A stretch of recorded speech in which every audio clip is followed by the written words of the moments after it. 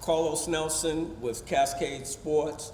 We're here at Smithville, home of the Mighty Warriors, and we have their head coach. Who do we have here? Coach Jason Ambroson. Hey, Coach, tell our audience a little bit about yourself. And I'm not just talking about Smithville, your coaching career, from the first time you coached. Oh, my.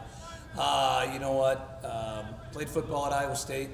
Wasn't the most gifted player, but worked really hard. Had a bunch of coaches that believed in me, so they gave me an opportunity when I got done. I'm going to interrupt you for a minute as I asked your players. You said I had a bunch of coaches. Name some of the coaches that helped build you into who you are. I tell you what, it goes back to Give them their props. Yeah. Larry Holstead, Craig Van Syke. I went off to college, and Jim Walden, John Fabris. Because as so a coach, many. yeah, but I'm saying as a coach, you know that you didn't get where you at by yourself. No, I was blessed to be raised by two amazing parents. My dad passed away a few years ago, and my mom. What's her name? Awesome. My mom's Judy, and my dad Pony, or Vance. All right. Shout out from your baby boy, mama. So I was blessed to not only have great coaches in my life, I had great parents in my life. I grew up on a farm.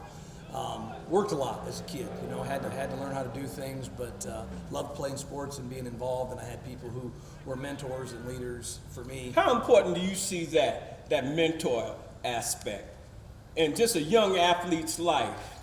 Well, I'll be honest with you. When I was a kid growing up, there was no questioning, there was no asking, it was doing. You did what you were told, and you did it to the best of your ability. This is brought to you by Dollars for You, fundraising you can trust. www.dollarsforyou.com. Expectations are very high. They're going to get the same lectures, the same treatment that my children at home get. And we try to be consistent in that, because when the day is done, they're mine. And I want to make sure that when they leave here, that playing football in this program is the best experience of their life. And when they leave here, I want them to be better husbands, better fathers, and better community members. It's just not an athlete. You working on their skill set to become young men. Yes. Responsible young men. A credit to your program, a credit to society. Oh, very much so. And you know what, it's not just me. I've got a tremendous staff of assistant coaches, and I was blessed. I spent almost 10 years in the college game. When my wife and I decided we wanted a family, we started working in the high school realm. In the college game, run that down to them. My people need to know who you are. They 5-0. They don't get 5-0 by accident. That's not what's important about the fact that after being a college player, coaching at Iowa State and Kansas and Central Missouri and William Jewell and Morningside, I had an opportunity to work with great people that helped me grow in my knowledge base, helped me meet people that are always there to help me get better, and allowed for me both. I think as a person, you learn something every day from everyone. Some things good, some things bad. You learn what to do, what not to do. And so I was blessed not only to play with great people, but to work with great people. Be around them. Mm-hmm. And then having the opportunity to be a head coach, to surround myself at my previous job at Moberly with a tremendous staff there. Is down in Moberly? Mm-hmm. And then now my staff here, just great educators. I am blessed to be with great people, with great administrative staff, with great. And that was my next question, Coach, because I've got Coach Nussbaum and a couple of coaches that are halfway retired and retired coming on our Coaches Corner show to talk about how important it is to have a good administration behind you to have a good program. Well, I think it's very important, but I also think as coaches, we have to earn that. We have to earn that opportunity through being master teachers first, through being great educators second. And I mean educators, I mean is educating everyone. Right. We have to also be the ones that show up and do things better than other people, because there's a lot of people in the world who, because people are coaches or because people think they get shortcuts or they do different things, we have to set the example and be the example as teachers and as role models first. And then by doing that, we can allow our administration to back us when it comes to dealing with kids. So that's our responsibility to gain that support. You know what? You the first coach came to, as far as I'm concerned, like that, your explanation. Most of the time, my coaches say it's very important, but they don't talk about what their responsibility is. No, that is And- always my responsibility. And at the same time, that level of expectation in myself and my staff is the same thing we have for our kids. So that's a modeling issue that we allow. And so if we can build good relationships with our other fellow teachers and colleagues in the building, then they're going to help support us.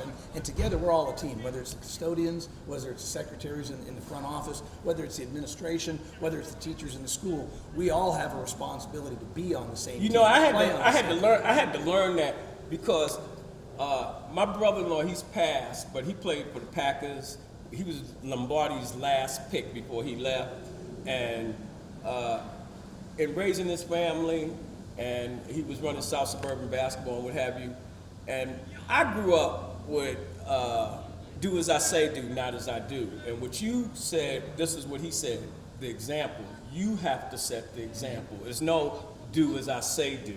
Oh, yeah. It's more, you're going to get more out of the kids and more out of people when you set the example. Well, at the same time, too, you have to be realistic. And what I mean by that is, I'm an imperfect being. I'm a Christian, so I know I'm an imperfect being. And so I know I'm going to make mistakes. But it's not in making a mistake. It's in what's in your heart while you're trying to do it. I try to do the very best job that I can for every kid every day. We coach every kid as if they're the same. Right. And whether They're all yours. They're all mine. And so every kid, when you get in our program, is going to be coached with everything we have.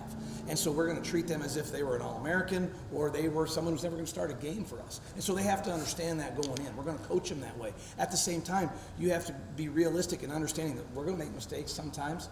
They're going to make mistakes sometimes. And as long as we grow and learn together, then we're on the same page. And we can have great success. And I hear a lot of people who don't like to invest that much. You used to hear people talk about not investing that much.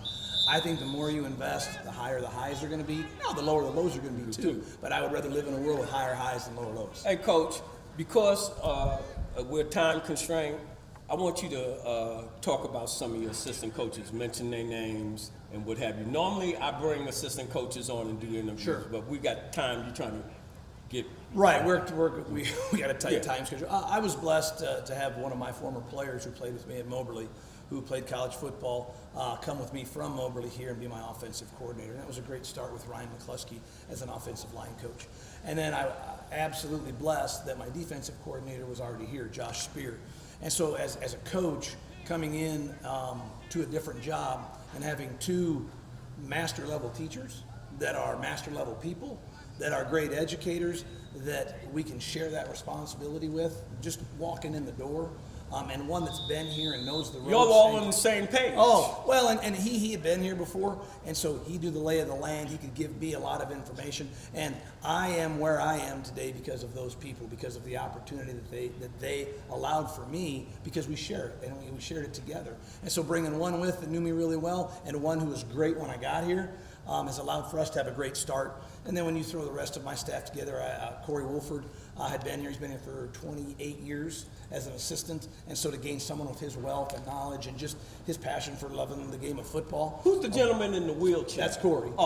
You know, I really wanted to interview him because I've been to a couple of programs where they've had people that have had challenges. They come out every practice and they add to the team. Oh, heavens. I mean, mentally unbelievable, just the knowledge that he brings. But his toughness and just grit to be out here every day when it's hot and when it's not easy, it makes it so that our kids understand what sacrifice is, and our kids understand some of the things that he just innately does without even trying. And I think that makes us tougher. I think it makes us smarter, and I think it makes us better people. Hey, Coach, it's a real pleasure having you on the phone, on the show. I'm telling you, this is a real pleasure even meeting you. Well, you know, thank we you. talked on the phone and what have you, and I got the tenor of what you were about a little bit on the phone, but seeing you in person, talking to you in person, has been great. Well, I appreciate that. I've got tremendous coaches on my staff. I mean, I've got guys that have been with me for 3 or 4 years. I got a couple young guys that have been here. I have some guys that have left and done some other things. And You blessed. Oh my gosh. You blessed. 1,000 times over. You know what? I just turned 49 years old. And if I didn't make it through tomorrow, I could honestly tell you with all of my heart that I have probably lived a better life than 99% of the people, because the Lord has blessed me with tremendous people in my Well, life. you know, day in God and is day out. great. God is great. No, you know, one of your athletes talked about the Christian fellowship that, I forgot what coach he said that brought that into his life. And it's Probably been, Coach McCrary, one of our middle school all right, coaches. and it's been a major factor. Fellowship with Christian athletes. Yes. Yeah, so it's a pleasure having you on the show, Coach. Thank you and very we look much. forward to covering one of your games. Sounds great. Thank you All for right. having me. Thank All you. right. Appreciate it. This is brought to you by Dollars for You, fundraising you can trust. www.dollarsforyou.com.